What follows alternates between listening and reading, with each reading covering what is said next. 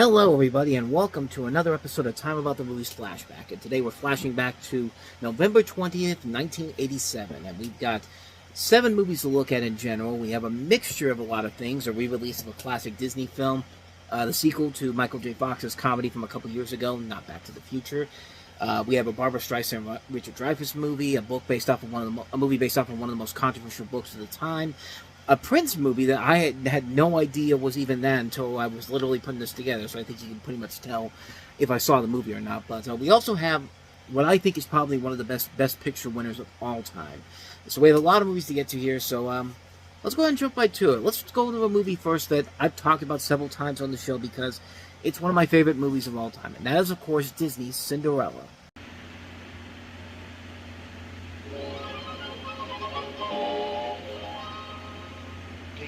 Wicked stepmother, 2 jealous stepsisters, 1 snobby house cat, 1 fairy godmother, and a bunch of mischievous mice. Then put them together, and what have you got? Take a look at that! It's Walt Disney's classic, Cinderella. It's such a surprise! It's the love story to end all love stories. A wonderful dream come true. But that's just the beginning of the fun, the music, Cinderella, night and day, and Cinderella, take the fire, make the breakfast for you, make it beautiful. the magic, Look at what she did. and the excitement. On the stroke of 12, the spell will be broken. Hey, please wait! Walt Disney Pictures proudly presents a motion picture whose time has come again. And it's coming for Thanksgiving and Christmas. Because even miracles take a little time. Exclusively in theaters. Walt Disney's classic, Cinderella.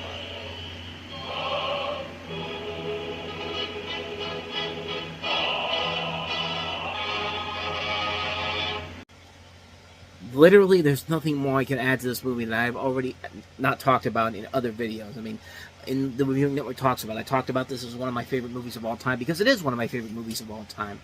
So if you want to go check that out, I'll leave a link to the video in the corner there so you can go check out my full review on that one. But this is the last time Cinderella was ever released in theaters. This is back when Disney, tried to make money. Usually would make money back on their movies by re-releasing their classic films in theaters. And this was around the time when they would do several of these per year. And this is not the last one that we'll get to here either, because we also have Snow White and the 7 Dwarfs getting a re-release for its 50th anniversary. Yeah, 50th anniversary because it was in '87. But this was around the time when Disney was slowly but surely starting to realize how much the video business can help its company, while it was still also making newer Disney classics, because they had The Great Mouse Detective the year before, and then the next year, 1 year from now, we'll have Oliver and Company, which kind of starts the second renaissance of Disney in general.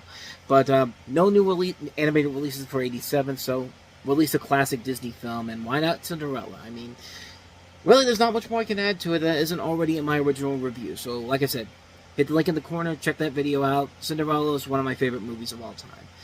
So, with that said, let's go ahead and move on to the next movie, and that is Flowers in the Attic, which, definitely was not expecting this kind of a trailer.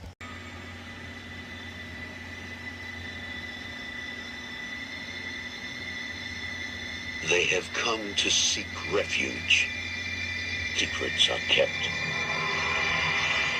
Where the future is haunted by the past. Where the innocent live in the shadow of sin. Where a dark legacy awaits to destroy all who defy it.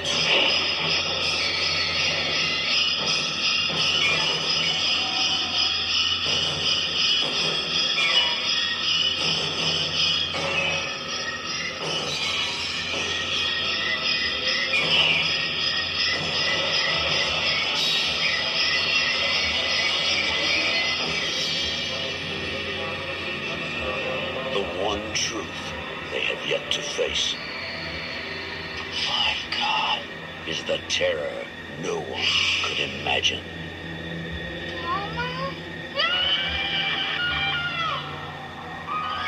Flowers in the Attic. Victoria Tennant, Academy Award winner Louise Fletcher, based on the bestsellers that have shocked 40 million readers worldwide. Flowers in the Attic.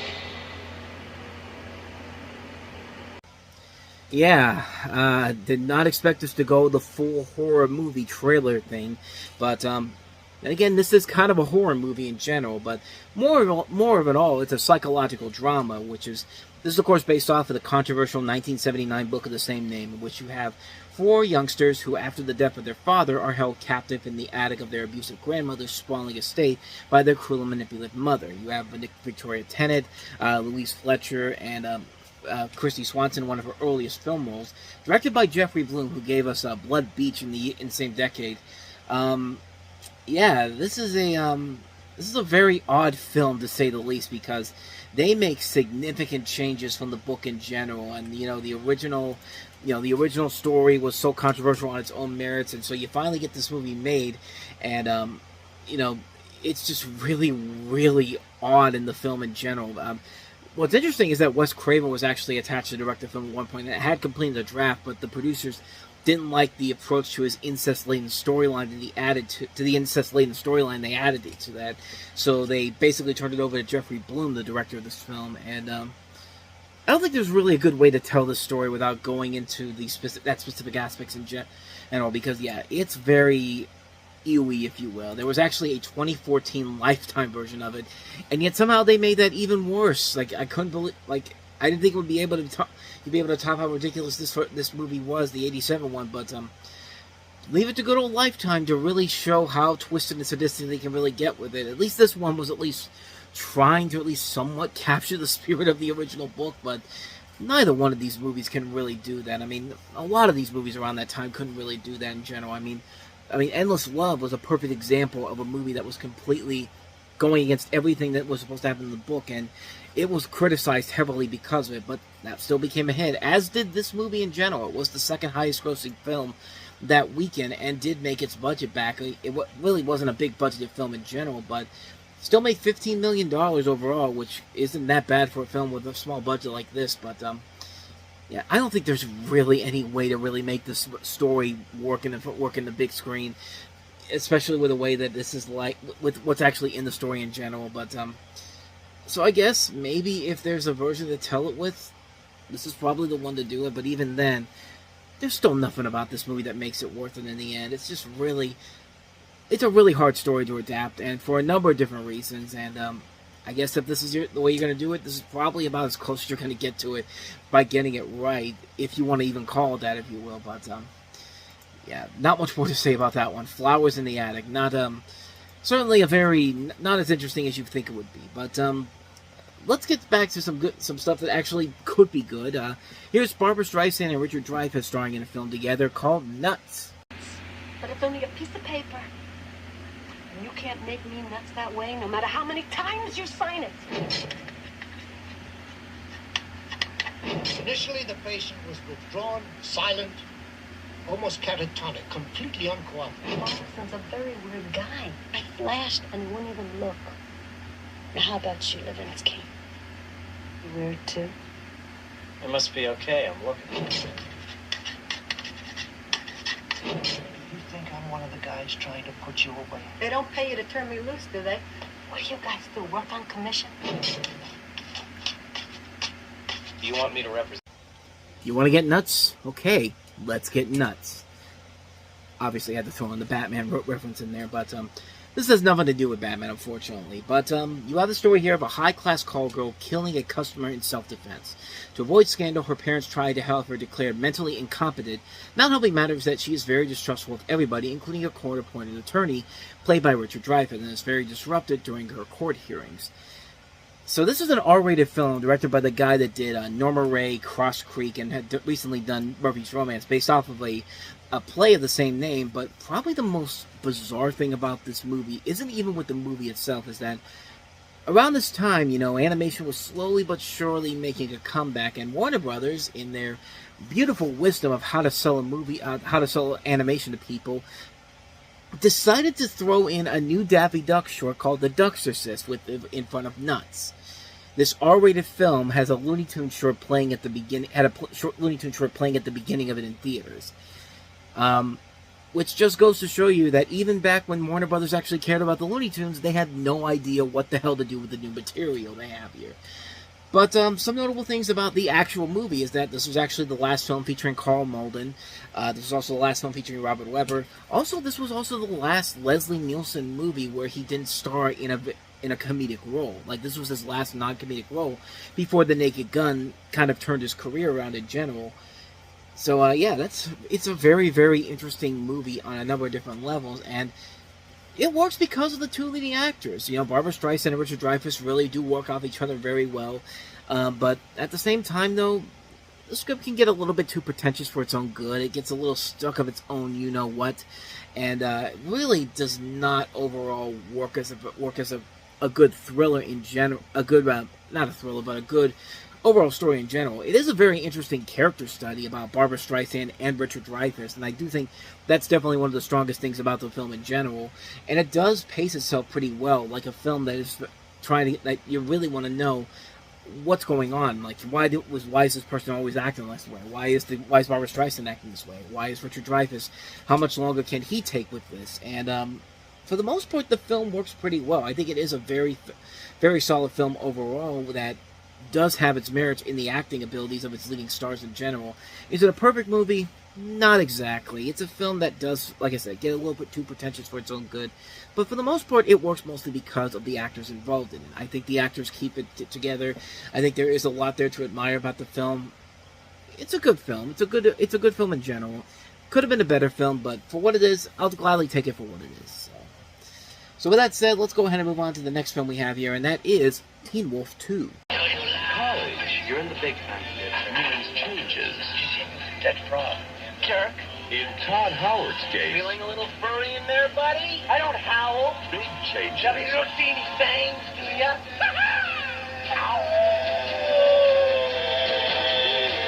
Watch me now. Jason Bateman is Teen Wolf 2. Strange Born. Now playing at a selected theater near you. Check. When Michael J. Fox says, "I'm not coming back for this bullshit," and the producers are just like, "Well, shit, what do we do?" Okay, so he now has a cousin now, and hey, Jason Bateman is available, so let's go get him. The end result is a sequel that is definitely your typical comedy sequel, which means it's not that great. But following the hairy adventure in Teen Wolf, now Scott Howard's equally unpopular and unathletic cousin Todd discovers the family's dirty little secret. Todd is played by Jason Bateman, and as Todd unexpectedly receives a college boxing scholarship, the cat is out of the bag. Now there's no turning back. The once people's student is a celebrity, catching the eyes of the university's pretty girls. However, becoming a teenage wolf comes at a price. Will Todd see the error of his ways? Is he willing to accept responsibilities for his own actions and put his superhuman powers to good use? Did you see the original film? Because this is basically the same movie as the first film, except dumbed down, and instead of Michael J. Fox, it's Jason Bateman. Now, Jason Bateman can make this work. Jason Bateman is a charismatic personality, as he was back in the day, but unfortunately, there's no real good movie here for him to work with here. It's like, let's take the basketball aspect out of it and just make it about boxing now. I mean, why not? But, yeah, you can't do that unless you actually have a good script to work with here. I mean, if you're gonna do a sequel to Teen Wolf, put some effort into it. I mean, you have 2 years. Like, I always say the best time to do a comedy sequel is between 2 and 5 years. 2 and 5 years, if you do it the right way, you can usually end up making a really good comedy sequel that doesn't feel like it's just retreading on the first film all over again. But this is one of those movies where they are just so keen on that name, Teen Wolf, and instead of actually trying to do something unique and different with it, we're just going to redo the same thing we did the first time around. Fuck it. I mean, why bother to try again? But maybe you should try again. But I'll give it this. I'll give what they've done recently with Teen Wolf on MTV. Recently, that show they did, which was basically Twilight the series. I'll give it this. They were at least trying to do something different. It wasn't just rehashing the same story from the previous movie again. But it doesn't make it great in general. But I applaud the effort by MTV for at least trying to do something different from the original Teen Wolf, even though you were literally copying the same thing that we saw in Twilight when that show came out. But hey, it's got a loyal fan base to it, so more power to them. But back to this movie, yeah, as much as I like Jason Bateman overall, he can't really save the film in general. I mean, he's no Michael J. Fox, and even if Michael J. Fox came back for this, it would still feel just like a retread of the last movie in general, and it's just, yeah, it's not a good movie. It's a really, really lazy sequel, typical bad comedy sequel, so yeah, you can go ahead and avoid this one like the plague, So with that said, let's go ahead and move on to the next movie we have here, and that is Prince, with a movie that you probably didn't know came out around the time he did Under the Cherry Moon and Graffiti Bridge. This is Sign of the Times.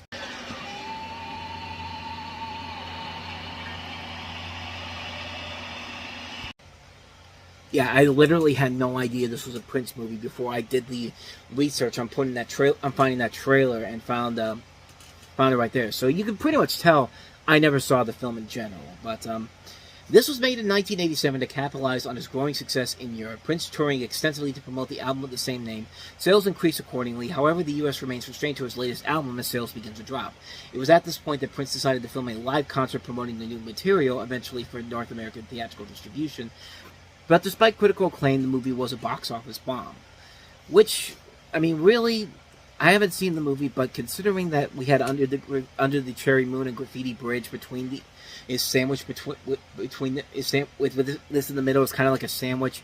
This is like the equivalent of a really bad sandwich where you have two pieces of shit as the bread, but then it looks like you have that that piece that's actually really good in the middle. I can't really say that for certain, but for what I'm seeing from here, it doesn't look like a bad movie. It looks like a pretty good fun concert film in general here. One that I kind of wish I would have seen because I do like Prince's music in general. I like what he did with Purple Rain, but yeah, I never saw this film, so I never even heard of this film until now. So maybe down the road I might check this one out, but it doesn't look too bad in general. It actually looks kind of good, so yeah, not much more to say about that one. So let's go back to some movies I have seen. Let's go to the next movie we have here, and that is Date with an Angel.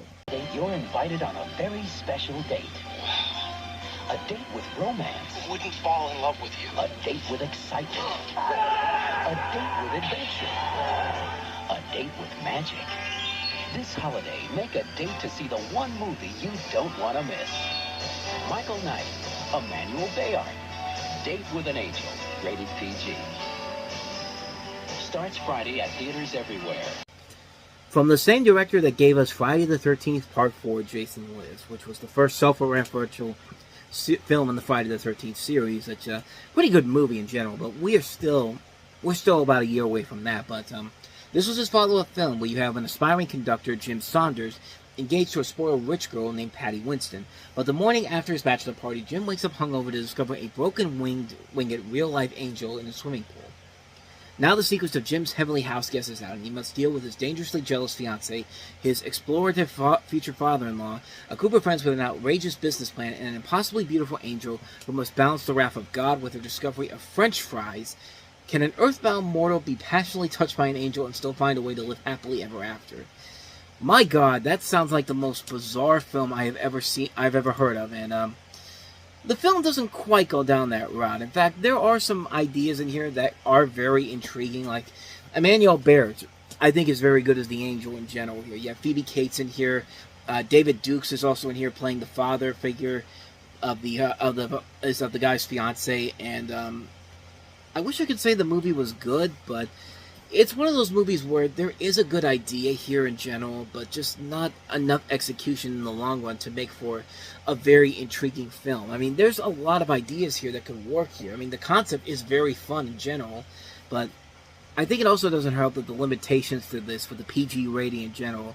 It doesn't mean you're going to get the type of comedy you probably get with a movie like this. I feel like there should be so much more to it, but I mean, I guess I can say it's not a bad movie in general, but we had a lot of movies that were very weird like this around this time. Like, you had this weird concept, like, in the supernatural realm. Like, we had Mannequin, which came out around the same time, and then a couple weeks from now we'll have Made in Heaven with Timothy Hutton and Kelly LeBrock, which is very much a bizarre film in its own rights as well. I think this one is very ambitious, but just doesn't deliver enough on the laughs or the story to really recommend it in general. I mean, it's an interesting concept, but just not enough execution there for me to say it's one worth checking out. But I'll give it credit that it was at least trying in general, but you have a decent director who made a pretty good self-referential Friday the 13th film, satirizing itself in general too. But yeah, a little bit more than that could have gone a long way with this film, just to say that. But so with all that said, let's get to overall, besides Cinderella, the best new release of the whole weekend, and that is the one that has probably the most interesting story on a number of different levels. Let's talk about Bernardo Bertolucci's The Last Emperor. Honored film, The Last Emperor. Winner of 4 Golden Globe Awards for Best Picture, Drama, Best Director, Best Screenplay, and Best Original Score. Honored by the Los Angeles and the New York Film Critics Associations for Best Cinematography. And Bernardo Bertolucci has been nominated as Best Director by the Directors Guild of America for The Last Emperor. Rated PG-13. Now playing in select cities. Check newspapers for theaters. So The Last Emperor depicts the life of Puya, the final emperor of Japan, his life from his ascent to the throne as a small boy to his imprisonment and political rehabilitation by the Chinese Communist Party. You have John Lone starring as the eponymous role. You have Peter O'Toole, Joan Chen, Victor Wong, some of the names in the cast in general here.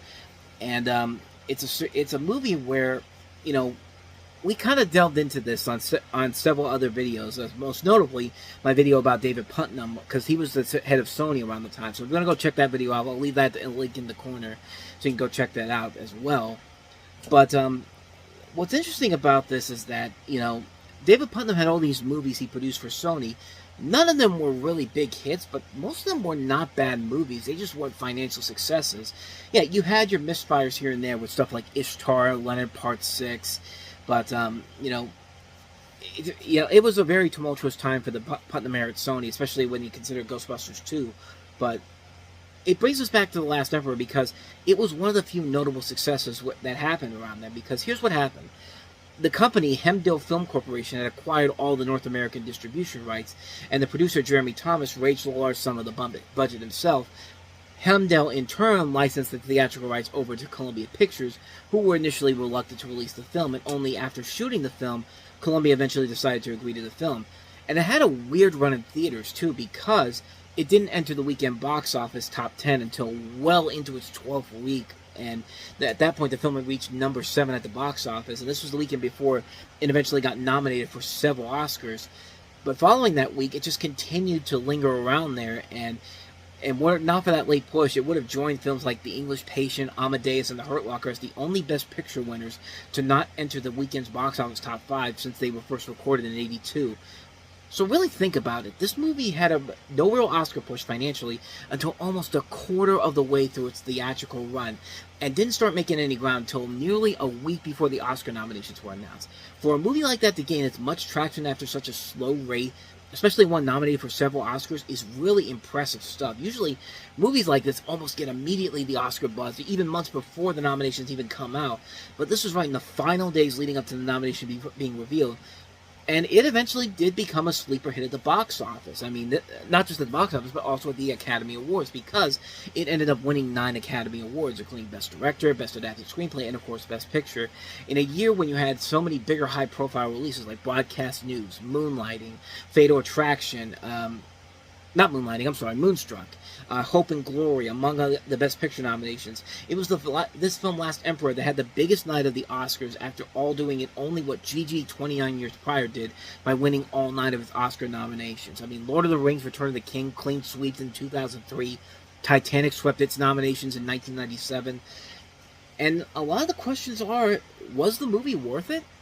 I definitely say yes, because out of all of them, I like Broadcast News a lot. I think it's the best of all 5 nominated movies, but The Last Emperor is such a towering achievement, and one of the last big epic scale movies that feels authentic. The visuals are just incredible to look at. There's never a sense that CG was shot. The shots seem very practical. The Emperor's cricket scene in particular, where you see the little kid following the cricket, and he goes outside and sees that crowd of people just waiting for him to come out. Those crowd shots look incredible, and it never feels like they used any green screen. They probably did, but they did a very good job of keeping it authentic, keeping it very real. And the film just has a ton of these impressive shots all throughout the course of the film. The film itself is great. You got all these great actors playing the 3 different generations of this emperor, and you could tell each actor is fitting with their different ages of the same guy, while also, you know, giving them his own unique character in general, while playing the exact same character. It's a really good movie, and I think it's one of those movies. I thought going into it thinking it was going to be one of those typical Oscar baitish type films that, I mean, it's not. It's an Oscar bait film, yes, but it's a really good Oscar bait movie. It's one of those ones where it's just like, it's a legitimately powerful and well-made movie that just works on so many levels in general. It's one of those movies that I feel like definitely deserved a lot more attention than it gets. Even though it did sweep the Oscars that year, not a lot of people really talk about it in general, but it is definitely a film that is well worth the watch. If you haven't seen The Last Emperor, definitely see it. It is one of the greatest Oscar underdog stories of all time, and it should definitely be considered one of the Best Picture winners of all time, because it really is up there with some of the Best Picture winners of all time. And that's really saying a lot, considering we've had nearly 100 Best Picture winners. But The Last Emperor is definitely a must-watch film. I can't recommend this one enough. The Last Emperor, definitely seek it out. And so with that said, we wrap up another edition of Time About the Movies Flashback, and we only have 3 movies to look at next time around, and they are, of course, Arnold Schwarzenegger starring in the action thriller The Running Man. We also have Martin Short and also, I think Jo Beth Williams in Cross My Heart. I think that's who it is. Not Jo Beth Williams, it's Annette O'Toole. But we'll take a look at that movie. We also have Siesta, so only 3 films to look at next time around. We'll take a look at those movies all on the next episodes. We flash back to the 13th of November, 87 on the next episode. But until then, thank you very much for watching. If you want to see more videos like this, please hit the place on the next page. Check out the previous episode. Also, don't forget to hit the like, subscribe, and notification button to get updates on when we post new videos. We post every day here. So with all that said, I am off. I will see you guys next time. Thank you so much for watching, and I'll see you next time. Until then, take care.